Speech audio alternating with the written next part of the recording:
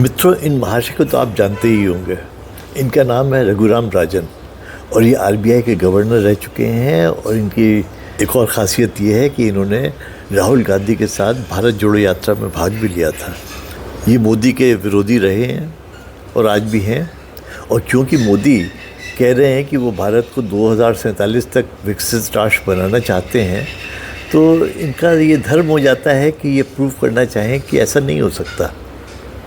और इसके लिए इनके कुछ विचार ये अभी रख रहे थे, उसका वीडियो आप सुनिए। हमारा पर कैपिटा जीडीपी है $2,500. For a developed country it's about $50,000. If we get there, if every Indian earns $50,000, we will be, multiplied by 1.4 billion Indians, we will be a $75 trillion economy, which is 4 times the size of the US today.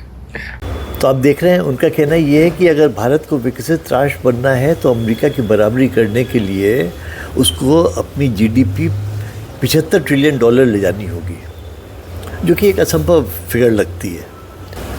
पर मेरा कहना ये है कि हम America के मापदंडों पर अपनी प्रगति क्यों देख रहे हैं, या हम अपने को विकसित राष्ट्र अमेरिका के मापदंड पे क्यों बना रहे हैं। अगर विकसित राष्ट्र बनने का मतलब ये है, जो आज अमेरिका की हालत है, जो आज कुछ प्रोड्यूस नहीं कर सकता और उसको चाइना जैसे या पुअर कंट्रीज़ को एक्सप्लॉइट करके ज़िंदा रहना पड़ रहा है, तो ये तो कोई बात नहीं हुई। अगर देखा जाए तो जो पैरामीटर्स एक विकसित राष्ट्र के होते हैं वो हम तब भी अचीव कर सकते हैं अगर हमारी इकॉनमी 12-15 ट्रिलियन डॉलर पहुंच जाए, तो हम वो सारे पैरामीटर्स अचीव कर सकते हैं जो एक विकसित राष्ट्र के होने चाहिए।